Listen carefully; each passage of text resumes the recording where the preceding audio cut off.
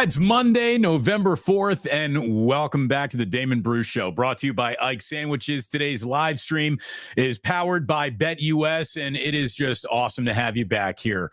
Coming out of a bye week for the 49ers. No game to recap, only a second half to look forward to. Tuesday, not only is it election day, but the stress of the NFL trade deadline is all over Tuesday as well. So it'll be a very interesting week. We've already had an interesting wake up today with yours truly and Larry Krueger. Wednesday and Friday should be very interesting as well. And we'll see exactly what the 49ers have done to better their prospects, if anything, through the trade deadline. It's going to be fascinating. Look, we got a little show and tell to talk about some of the cool things I got out of PluceMania. We've got some thank yous for sure. We've got some baseball and basketball on the horizon in this show as well, and a huge rest in peace to a musical icon before it's all said and done. So thanks for being here today. Let's just hop right into our main topic, which we saw right there on the thumbnail, is what is the West gonna look like? The NFC West is something else right now. I don't know if it's the best division, but it's about the most bunched up division you're going to find in football.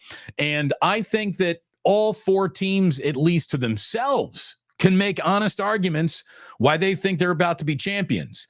Now, three of those arguments are going to be wrong, obviously. There's only going to be one NFC West champion, and I still think that team is going to be the 49ers. But look out, man. Look out. Things change quickly. I mean, the Rams beat Seattle. They're now, a 4-4 team after a 1-4 start. There was talk of trading Cooper Kupp and how the whole thing was falling apart, right? I mean, no. All of a sudden, you look at the Rams, they got one of the best quarterbacks still remaining in football. They got offensive talent, and the defense, which was just going to be the thing that kept them from being really taken seriously all year long. Well, this defense hasn't given up more than 24 points in any one game this season so far. So the Rams are still very much in the conversation, alive and well. They've just beat Seattle, and Seattle is basically now whatever kind of game Geno Smith gives you. Geno Smith gave the Seattle Seahawks a kind of game where he throws for nearly 350 yards and 3 touchdowns, but 3 picks as well. 3 picks, including like a 102-yard pick six to the Rams. Right in his own end zone. So it feels like Seattle and Geno coming down to earth a little, but look, division rival can still give the 49ers more than they want in any game. There's no doubt about that. And then you get an improving, no doubt about it, Arizona Cardinal team. And I'm not saying Kyler Murray has figured it out, but he's sure figuring it out.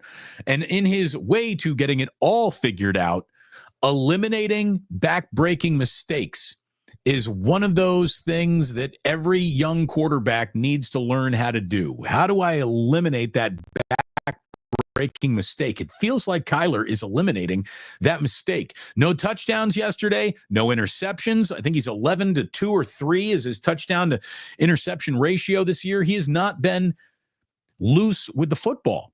And that makes him more accurate, more deadly. And Kyler Murray is not bad. And right now, Arizona at 5-4 is the team sitting in the crow's nest. And let me tell you, they got James Conner, who might be the single most underrated offensive weapon in all of football. James Conner is a badass.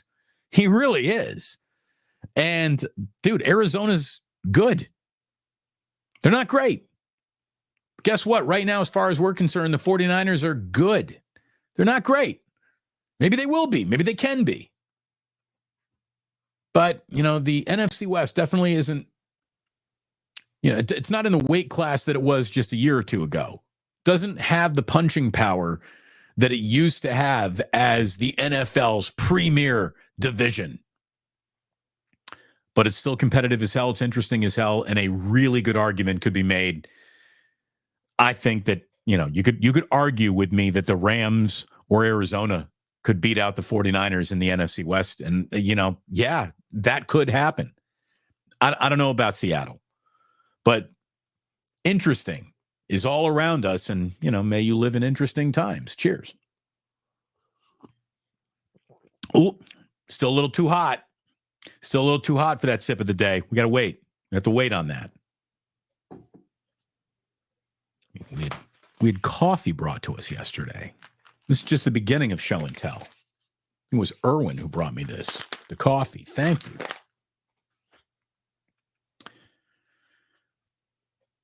'49ers going to have a rest advantage over Tampa Bay, who, by the way, plays Kansas City tonight, Monday Night Football. So not only do you have the bye week advantage over the Tampa Bay Buccaneers, but you're going to also have an extra day to prepare, or, well, a day over the Buccaneers because they're wrapping up week 9 with their Monday Night Football game in Kansas City.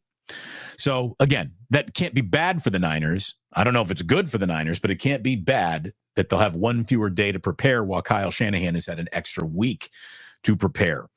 And getting ready and getting this second half off on the right foot, because getting off on the right foot that hasn't happened. Didn't happen in training camp, didn't happen in the preseason, didn't happen in the regular season.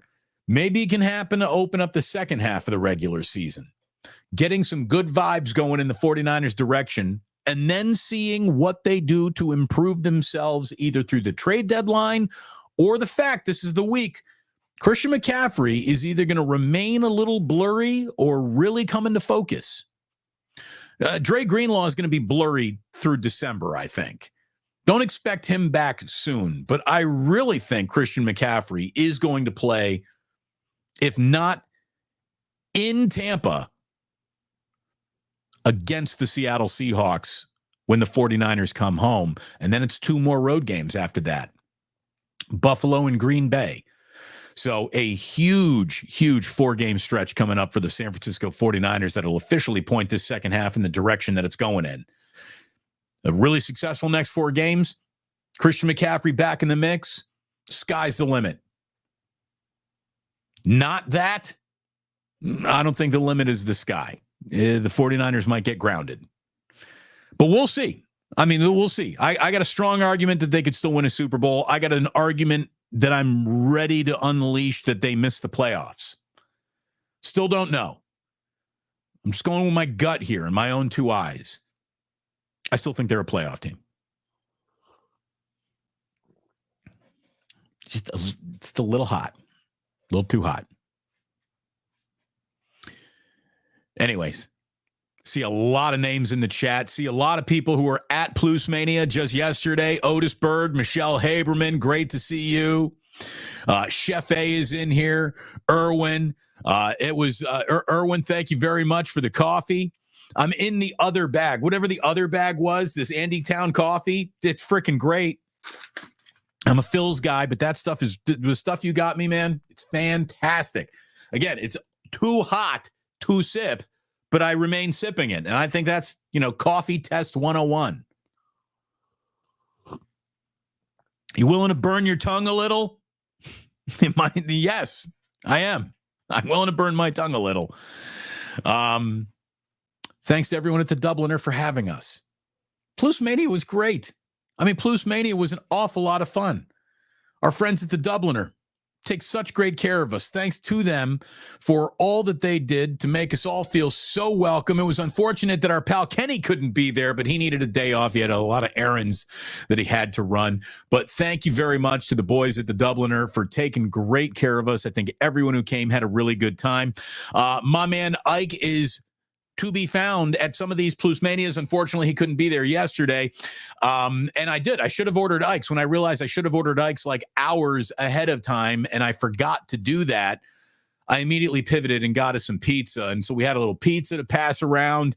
And so hopefully you ate well. Hopefully you drank well. I certainly know you spent a day with a lot of like-minded people, man. What great people we have who are supporting this channel, who have been supporting me, and who are now like really supporting each other in real life. It's people becoming actual, real, true friends through this chat and through this show is one of the things I am most proud of. And thanks again to our friends at BetUS who keep on getting it done with that promo code YouTube150. You can start playing today with 150% deposit match up to $2,000 of your first deposit, 125% on your next 2 deposits up to $2,000 over on BetUS. And like I said, you got a Monday night game waiting for you tonight if you need to clean up a rather messy weekend from a rough Sunday. So, Happy gambling, everyone, and do so responsibly. Did see a couple of NFL headlines that the Saints have officially fired Dennis Allen after a 7th straight loss. Remember how good the Saints looked with an offense that just, oh my God, I think they scored more points in the first 2 games than any other team has ever scored, and blah, blah, blah, blah, blah. And Derek Carr, and look out, and here comes the Saints, and it's the Saints here, and no, and then they lost 7 in a row, and Dennis Allen's out. Dennis Allen's never going to get another head coaching job. 18-25. A regressing Saints team since saying goodbye to Sean Payton. It's how many people can honestly say that you were an NFL coach that got fired twice for an offense that continued to disappoint, a defense that underwhelmed, and by the way, your quarterback was the same guy in both teams. Derek Carr has gotten Dennis Allen fired twice now. The Raiders have fired their offensive coordinator, Luke Getsy, 9 games in. You got a rookie head coach, and you're going to get rid of his offensive coordinator 9 games in. Why don't you just tell me you're the Raiders without showing me the logo, the team colors, or where you play? I would have said that. If you removed all the names and said, what team in football do you think would fire an offensive line coach, a quarterback's coach, and their offensive coordinator 9 games into being the hand-selected help for your first-year head coach? That sounds like the autumn wind is a pirate. I mean, look, I called my buddy JT the Brick the minute they hired Luke Getsy, and I just gave him one of them laughing calls. I was like, like it was a mean dickhead call. It really was. But I just suffered through Luke Getsy with the Chicago Bears, and they were bad beyond any quarterback issue. They just had bad game plans. By the way, Bears still have bad game plans. It's time to get rid of Eberflus. But yeah, we got coaches going down. We got coordinators going down. I'm going to tell you right now, Antonio Pierce ain't going to last beyond this year with the Las Vegas Raiders. They should be stripped down completely. They should trade Max Crosby. They should try to start again from zero again. So should the Saints. We'll see what happens at the deadline, you know? Cleveland Browns should be going on a full-on fire sale right now, too. Jacksonville Jaguars, full-on fire sale right now, too.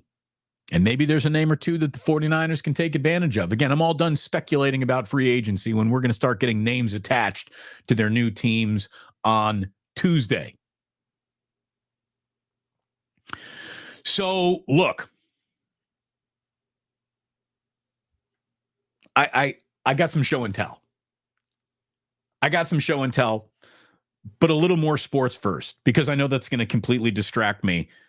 Once I start opening this Sports Illustrated that I got, it's going to take a while. They don't make magazines like this no more. Sports Illustrated basically used to cover sports, cigarettes, and booze. You wouldn't believe the ads in this Sports Illustrated I got sitting right here. We'll share them with you in just a second. But wait, first, couldn't help but notice the Golden State Warriors are 5-1. Warriors are 5-1. They're at the Wizards tonight. They picked up an overtime win in Houston on Saturday. And look, people are complaining about this overtime win because the Warriors did blow a 31-point lead, and they have to go to overtime, where they end up winning in overtime because Kuminga was great. The defense got great. Rockets went 1 for 12 in that extra frame. Wiggins came back at 15 points. Buddy Hield looks like he was born to be a Golden State Warrior and play for Steve Kerr. It's the 14th straight win for the Warriors over the Rockets. 14 in a row.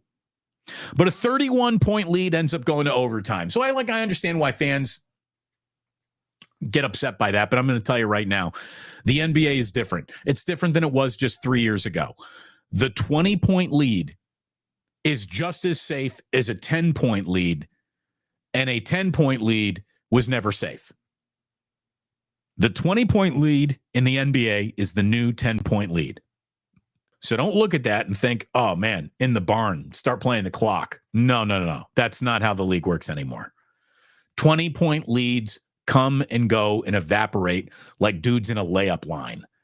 I mean, things change fast in this league. So don't complain about blowing a lead in a game that you actually still go on to win. Just that's the right mindset.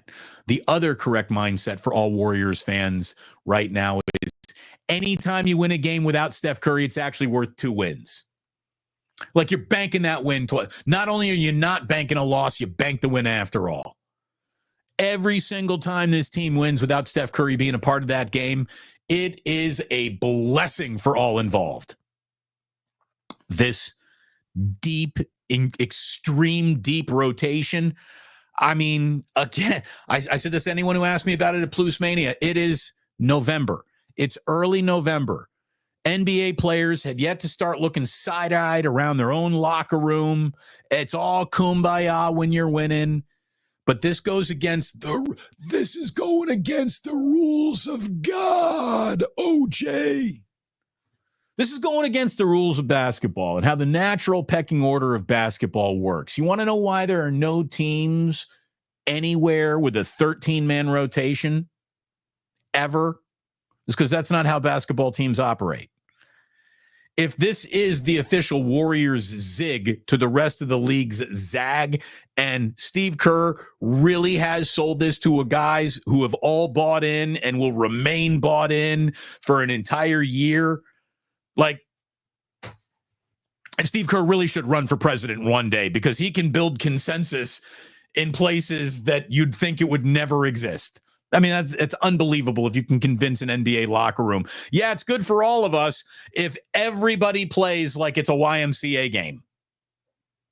That's just not how basketball operates. So we'll see. By the way, hit like and subscribe if you would, please. Thank you very much for anyone who's offering up super chats today. Anyone who is a member. I saw people comparing member badges at PluceMania. I didn't realize this was such a point of pride. It feels like Sports Bane needs to be talking to his members soon. Not that I have anything to do with Sports Bane, but this is all going to be happening. Perfect. We're officially there. It took about 20 minutes to get into it, but you were officially there. Sip of the day. That was right. That was good. By the way, signing Buddy Hield, that was right. That was good. Again, how long will Buddy Hield just be good soldiering it, totally cool, coming off the bench when he's playing like this? How long will Jonathan Kuminga be totally cool, comfortable, coming off the bench when he starts scoring and taking over overtimes like that? Good to have Andrew Wiggins back. Andrew Wiggins has been off to a nice start this year. How long is that going to last? Love me some TJD. Go Hoosiers. My Hoosiers are undefeated 9-0, baby. Top 10. Oh, my God. I got asked at PluceMania, how come you're not talking more about your Hoosiers? I'm scared to. I'm scared. Very scared. I don't want to put the wrong juju in the air. San Bruno Mike, super bummed to miss PluceMania 5. We missed you, Mike. You were asked about. Had to be at UC Davis when my daughter was pitching softball. I will part the heavens to make it to PluceMania 6. Missed you guys. We missed you too. But look, the choice to go to your daughter's game or come hang out with us, you made the right choice. That's a good dad right there. That's why we like you, San Bruno Mike. Let me tell you, it was so flattering to have so many people come up to me in private little side conversations to explain to me what the show really meant to them and how it's a little break in the day, how it's a place to feel, for some people a little less alone in the world. Like I don't think of the chat and the show as grandiose as some of the compliments that were given, and I'm deeply humbled by it. Thank you so very much. I am honored to be your completely deranged orchestra leader. That's it. You're all playing instruments. You're all part of this. I'm just the guy going.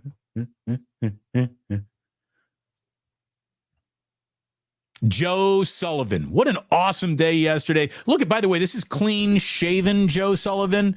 When the guy who showed up yesterday wearing a Christian McCaffrey jersey came in and said, "Hey, I'm Joe Sullivan." I'm like, "You're Joe Sullivan who has not shaved in a while. This is an old pick of Joe. We met new Joe, hairy Joe."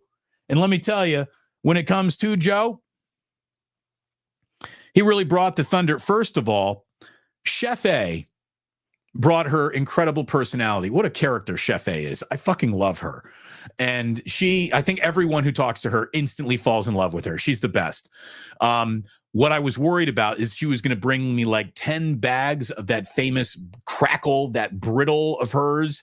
And that's the last thing we need because we got like 2 buckets of Halloween candy up there and daddy doesn't need diabetes. She only brought like 2 or 3 bags of the brittle. And yes, my fat ass ate one of them all by myself last night. I was drunk when I got home. I'm like, give me the brittle. She was also nice enough to roll me this joint. Hand-rolled joint from Chef A. There you go. When it comes to keeping the ganja jar full, JJ Raider took it upon himself before anyone put up a flag. JJ Raider said, "I am the man who is going to fill up that ganja jar." And he did it in PluceMania 1 with an amount of weed that lasted me to about PluceMania 3 or 4. Yesterday, he comes on in, just saunters in, his cool-ass self, JJ Raider, slips me like a half ounce. Boom. There, boom, done. JJ, keeping that ganja jar full. But Harry Joe Sullivan, Harry Joe,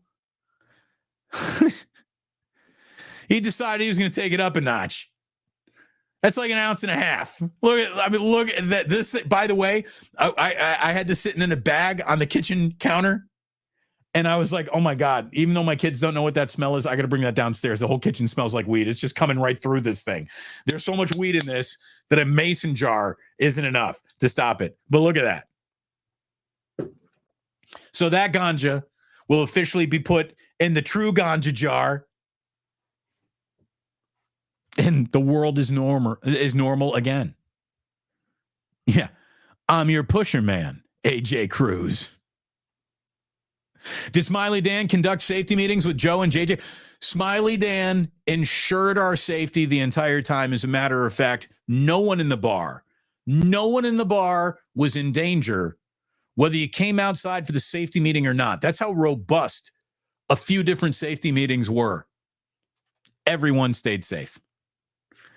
It was awesome. It was awesome to meet people who I have met before, people I hadn't met before. Joe brought a friend with him. I'm so sorry I can't remember your friend's name, Joe. I referenced him on Wake Up today because he was the first one screaming like, "Doug Peterson should be fired for that play call alone in goal to go." And he was right. But that guy was awesome. Your other friend who was, a listener too, but kind of quiet, stayed himself in the corner. Great to meet him as well. Old friends, new friends. How cool is that? Again, Irwin's bringing coffee. But Joe brought, Joe brought all of Columbia. And what Joe couldn't fit from Columbia in there, JJ Raider brought. And just to make sure that there's still enough weed with all that, we got a rolled one from Chef A. My man Kapil. So Kapil was a guy who came to PluceMania 1, our very first PluceMania. And then for, scheduling reasons, whatever reasons, he hasn't been able to make it to any subsequent PluceMania since then. He might have been at 3, but I don't think he was. He walked in to say, "Damon, congratulations on 25,000 subscribers." And he brought these incredible handcrafted, but hand-blown glass, beautiful rocks glasses. I mean, these do not go in the dishwasher. You hand wash these. Look, I mean, they even got like little nubs where like you can't drop it. If somebody slaps your hand, you're holding on. It's like a little grooves. These are gorgeous. We got 2 of these. He brought them for me and Jillian. Thank you so much. Damon, his name was Chris, and it's all love. It really was all love, man. I mean, it really was all love. It's so Again, every single time we do this, the fact anyone shows up, much less a bar full of people that we brought to the bar that day. So again, thanks to the Dubliner. I hope it was a good day for their cash register as well. It was great to see Gina come through. Leslie, we missed you. We missed you. But it was awesome. It really was. Joe Sullivan, safest block in the whole city. Seriously. No crime. No crime. So safe. I really do. I thank you deeply. I thank you humbly. And I think it was Joe who might have also brought this too. And this is just incredible. This is what I've been perusing since last night. I've seen this Sports Illustrated cover because all Sports Illustrated covers are in a bar in Bloomington at a place called the Upstairs Pub that have ever featured Indiana. So any Sports Illustrated Indiana cover I have seen with my own two eyes, but I've never actually handled a lot of the issues. This is an entire Sports Illustrated issue from December of 1975. And this thing is amazing. First of all, it's got like a college basketball preview. I guess in December of 75, college basketball is underway, but this is still like kind of like a preview. And they totally nailed it. They're like, Indiana's going to be a freaking monster this year. And in 75, they were. So whoever wrote the preview totally nailed it. But then when you stop like reading about sports and you're like, all right, show me the way magazines used to be formatted and laid out. It's just unbelievable. I mean, there it is. There's your Kent Benson on the cover, Indiana basketball cover. You open it up, boom, menthol cigarettes. First thing they're selling you, menthol cigarettes. And then you go and turn another page and you turn the page like 3 times and boom, it's another cigarette ad or it's an ad for booze. Old VAT 69 right there. They still making VAT 69? I don't even know. What do you go? Again, you go from VAT 69 on page 5. By the time you get to page 7, the club was pre-mixing cocktails. And you see, you can have a pre-mixed cocktail with your girl out on a patio, and then all of a sudden, she is mixing the men she might be with. Pre-made cocktails. The Club, a great drink anytime. They're making screwdrivers, margaritas, tequila sunrises, and Bloody Marys. Bloody Mary. Look at this guy. Look at this guy. He just takes his eye off his girl, and this guy's like, hey, you want a cocktail? He's going to bang your girl from the other patio, dude. You got to look out for that. While 2B was making a drink, 2C was making a date. In other words, like, you don't have enough time to make cocktails around these women in the 70s. They'll just start fucking the dude in the next apartment. This thing is awesome. This should be the new theme of the channel, going through old Sports Illustrateds. By the way, on the back, this is every other page is cigarettes or liquor. Here it is. 1975, we go from dude's gonna bang your wife, alcohol ad. Next page, now we're doing Walker's Deluxe 8-year-old bourbon. Walker's bourbon. On the next, what do they got here? Oh, the Parker 75. The world's most wanted pen. I guess this was before Mont Blanc really just captured the whole damn industry. Oh, hey, look, it's the alarm clock everyone's parents or grandparents had. There it is. There's the alarm clock that was on your parents' nightstand as you were growing up, for sure. Where did they see it first? Sports Illustrated. But the best one in here, the single best old alcohol liquor ad is this one right here. I almost don't want to, I just want to hold it up. Old Smuggler Scotch. Old Smuggler Scotch for those who refuse to compromise. Look at that guy. Is that Richard Burton? Is that Richard Burton? I don't know. But he's wearing a Canadian tuxedo Right there. He is denim on top, denim on the bottom, red shirt, old smuggler scotch in hand, that beard, that coiffed hair. I don't know anything about that guy other than that guy fucks. Look at that dude. You don't want this dude around your lady. If he is living and making cocktails on the patio next door to your apartment, don't even let her outside because the old smuggler is just waiting for her. This is freaking amazing. Absolutely amazing. All the great old pictures. So many great. Look, Johnny Walker Scotch, Johnny Walker Blue.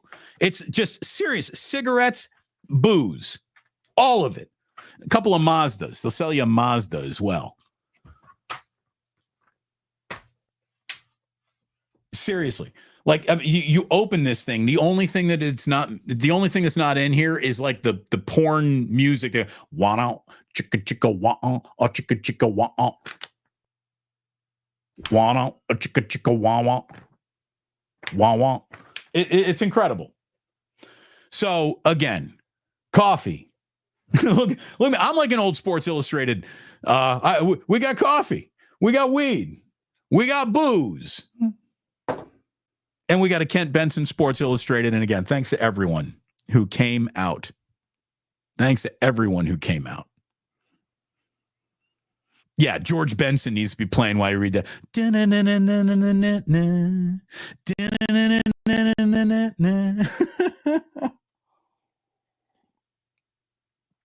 Groovin' by George Benson.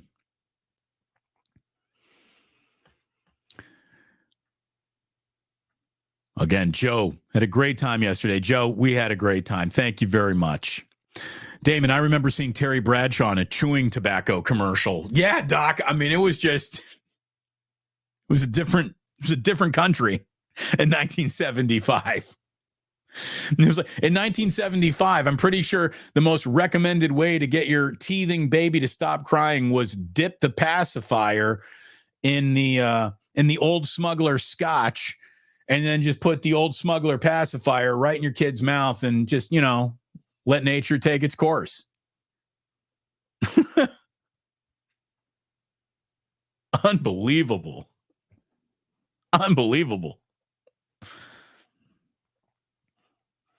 Yeah, scotch. We missed you, Rockin' New Era. I thought for sure you'd be there. I think this is the first official PluceMania Rockin' New Era has missed. First time he's been absent. It's all right. We're not scoring these things for or against anybody. But it was awesome yesterday, and thank you so much to everyone for coming out. All right, a little bit more news for you here. A little bit more sports news for you. First of all, are you ready? I can feel the entire half the channel tuning out on this video right here because I'm going to give you, it's not even going to be 3 minutes. All right, it might be 4 minutes. Little baseball. First of all, a couple of Gold Glove winners for the San Francisco Giants. Matt Chapman, no surprise there. Patrick Bailey might have surprised some people as your Gold Glove winner for catcher. It's the 5th Gold Glove for Chapman, first ever for Bailey. Chapman, his 2nd Gold Glove in a row now. He led all Major League third basemen with 17 defensive runs saved this year. He's 31 years old. He might not be electric at the plate, but he's electric at the hot corner. He really is. And he's pretty damn good plate at the two. Like Matt Chapman is a very, very good baseball player and defensively about as good as it gets. The Scott Rowlands, the Brooks Robinsons, the great third baseman. I don't know if anyone was that much better defensively than Matt Chapman has been. Bailey, meanwhile, picks up his first career Gold Glove after leading all Major League players with a plus 22 fielding run value, whatever that means. It sounds like Farhan, something would care about. But as a defensive catcher, let me just tell you, if Patrick Bailey ever figures it out with a bat, he's an all-star every year. He is defensively, he's Buster Posey. Offensively, he might be Pedro Feliz. But whatever. You need a good defensive catcher before you need him to be doing anything at the plate. By the way, Chapman is the third Giants third baseman to ever win a Gold Glove. Do you know who the other two are? Of course you do. Matt Williams, who actually did it 3 different times, 91, 93, 94, and Jim Davenport. Jim Davenport did it all the way back in 1962, where I'm pretty sure like Sports Illustrated, if it was even being published in 62, had pinups and like centerfolds in it, like Sports Illustrated. The difference between an old Sports Illustrated and an old Playboy is just, pictures of athletes instead of areolas. That's it. But they're very similar in feel, in layout. Kind of amazing. Kind of amazing right there. Jillian had a great time hanging out with everyone yesterday. My father-in-law came on by and had a good time hanging out with everyone. So it really is, it's a family affair, and you guys are all becoming family. Speaking of family, it looks like Blake Snell is out of the family. Blake Snell, as I told you he was going to, has opted out of his remaining 2 years and $62 million deal. He's a free agent for the second time in as many seasons. And all I can tell you is Blake Snell was never really happy with that contract. And he got off to a slow start that made everybody say, oh, now the Giants are unhappy with that contract. And then in the second half, Blake Snell was about the best starting pitcher in all Major League Baseball. He was incredible. He had a 1.45 ERA in his final 12 starts. The minute he started going well, he should have been traded. But one of Farhan's last gifts to us here in Northern California was Blake Snell opting out. And he's probably, of course, he could still go ahead and sign with the Giants, but we all know he's not going to do that. So Blake Snell has opted out. Couple Gold Glovers are in. And I am in total lockstep with Kruger when he says, I don't want to hear anything about a player that the Giants are chasing until they've caught him. I don't want any speculation. I don't want any kicking the tires on. I don't want any news like that. Tell me, forget about the labor. Show me the baby when it comes to the Giants adding anyone. And that would be my, what advice can I give Buster Posey? Say nothing, do something. You're already much better than the next guy. The last guy, I guess I should say. Or when this coffee's great. Thank you. There's something else I got to show you here before we get to our big RIP and our history of the day. But there's one other baseball thing that I need to show you. And it just shows you how poorly run and inept the Oakland A's are at everything. Now, you'd think Sacramento, even though it's just a port in the harbor, they'd want to thank the city. Are they going to call themselves the Sacramento A's for a little while? The West Sacramento A's? What are they going to do? Nope. As far as the A's are concerned, they are now just the A's. Here is the press release from today. First bullet point, when referring to the team name, only use athletics. You may use A's on a second reference. So in other words, you can't say first, welcome to the A's. You have to say welcome to the Athletics and then call them A's from here on out. Well, first of all, that's what everyone kind of did anyways. Don't think we needed the bullet point there. ATH is now the approved designation for the Athletics. So when you see them represented in box scores, it will never be OAK. It'll now be ATH, not SAC. So ATH, and the A's play, the city the A's play in is in West Sacramento. So basically, they're not going to give Sacramento any love, just the same way they didn't give Oakland any love. I doubt you're going to see rooted in West Sacramento signs anywhere, but look at that. What garbage. The A's home ballpark is called Sutter Health Park. Yeah, it's a minor league ballpark. Don't tell me what to call it. I'll call it whatever. I'll call it a minor league ballpark. There's the new address. The club's primary logo isn't going to change. It's still the A's. They're still keeping their colors. But City of Sacramento, they're so happy to be coming to you that they're not going to do anything but use you like a parking spot. That's it. They're going to put some quarters into the meter. They're going to use your city like a parking spot, and they will pull out as fast as possible. I predict the car breaks down, and at some point, they might be known as the Sacramento A's. But just saw that press release as soon as I came on the air today, so I had to share that one with you. Good God. City of Las Vegas, get out. Get out while you can. Doing business with John Fisher means the only thing I am sure of is how totally screwed you are. What are you doing?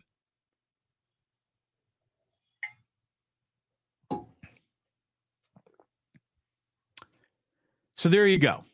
All the baseball news that is officially fit to print. And we got to get to the other news that kind of stopped me in my tracks when I woke up this morning. It's one of the first things that popped up on my Twitter timeline, which of course is the newspaper that we all go to read before we get out of bed. I think I'm going to be off Twitter as much as possible over the next 24, 48 hours because of Tuesday's coming election. I certainly don't even like picking up my phone. I'm getting so many text messages. It's so obnoxious, this election cycle. No matter who you vote for, please go and vote. Exercise your franchise. Do it for real. Vote. But I certainly hope, I'm just going to tell you right now, I'm voting for Kamala.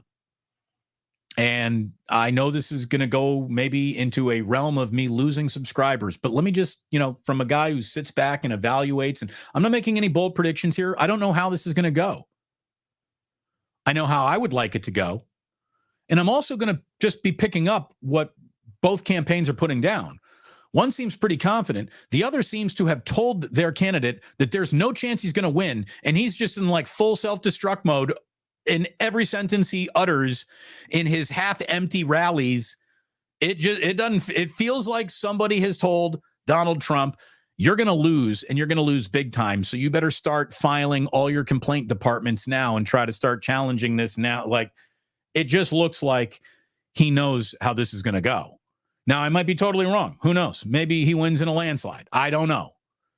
But just the way I feel about it, one camp looks pretty damn confident. The other is just shaky as hell. Just looks like it is having a narcissistic meltdown in real time where the language is getting looser. I mean, dude, he might call her the N-word in the next 24 hours. Like, that's how on the edge of losing the marbles he seems to be. So, again, I'm not going to be on Twitter. If he does do that, I'm going to stay off of it. But on Twitter today, first thing I saw was that Quincy Jones passed away last night at the age of 91. Quincy Jones, like if we were having an all-time music producer draft, there is a very good chance he is the number one overall pick. I guess Dr. Dre would be sitting in the green room waiting to hear if he went first. But Dr. Dre produces rap and hip-hop. Quincy Jones produced everything. He arranged nothing short of the top-selling album of all time in Thriller. And he worked with Ray Charles. He worked with Frank Sinatra. He worked with big bands. Quincy Jones straddled generational musical aisles in a way that, Dr. Dre never did. When we talk about the other musical producer sitting in the green room to maybe be picked number one overall, you got to go with George Martin, who produced the Beatles. You'd have to go with Rick Rubin, who did everything from Johnny Cash's acclaimed album at the end of his career to the Beastie Boys to, Rick Rubin is a monster producer. Alan Parsons, of the Alan Parsons Project. Didn't he produce Dark Side of the Moon? Like, not bad, right? Really, it's Quincy Jones. Well, how many times can you actually say this guy might have been the best to ever do it? And he's got a lot of opinions that feel that way. And if it really comes down to like, all right, show me the numbers, man. Show me the fucking numbers. Quincy Jones can show you numbers like nobody else, starting with Thriller. He's the guy who produced Thriller. Now, I'm going to tell you right now, Thriller's a great album. I mean, we just listened to it in its entirety several times in the last week in the lead up to Thanksgiving, or excuse me, Halloween with the boys.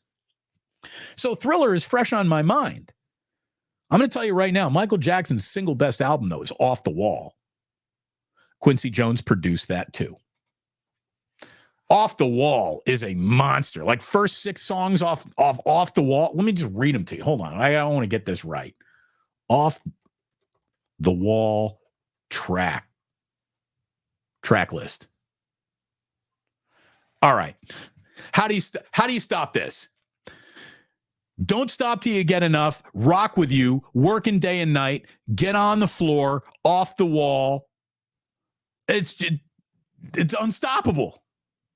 Once you get to Working Day and Night, the beginning of Working Day and Night. Oh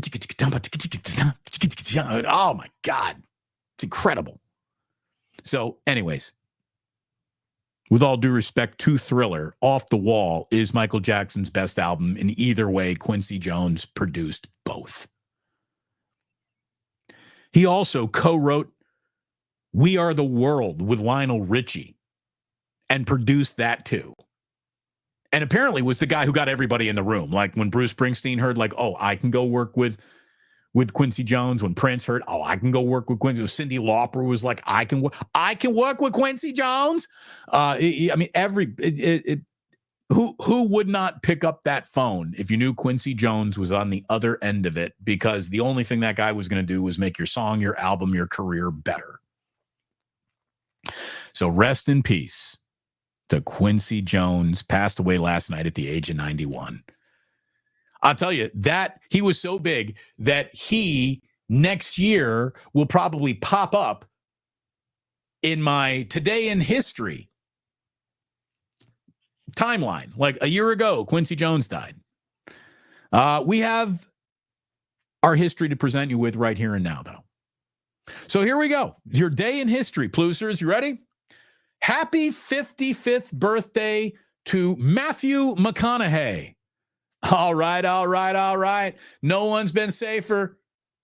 Matthew McConaughey just reeks in likability. He's a dude, and he's a considerate dude all at the same time. Now imagine he's white. Time to Kill. Yeah, you know it. Matthew McConaughey was great. What, the Dallas Buyers Club? He's fantastic in that. Jared Leto's fantastic in that. Matthew McConaughey in the best. Oh God, what was that series on HBO with the detectives? True Detective. I like McConaughey. Patrolling Texas Longhorn games like he's a scholarship athlete. He's all over those sidelines. Like he's in players' sideline huddles. He's everywhere. Speaking of music producers, happy, not so happy birthday. Also turning 55, but doing so from a New York City jail cell. And by all looks of it, soon to be prison. Happy birthday, Puff Daddy. Sean Combs turns 55 today as well. Today in 1922, British archaeologist Howard Carter discovered the tomb of Egyptian pharaoh Tutankhamun. And I'm sure the British robbed nothing of that tomb or any place that they had been, leaving Egypt and India mostly untouched. Oh, no, wait a minute. Anything the British found, they took, and you can go visit it in a British museum right now.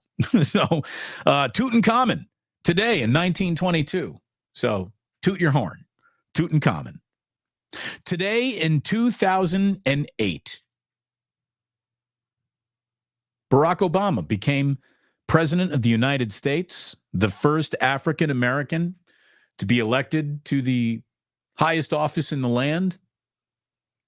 And I really thought that that was a moment in time where we could all say, man, we are coming, we're moving forward as a country. Where like we identified someone who was right for the job, good at it, a total gentleman politician, if there ever was one, and a great orator.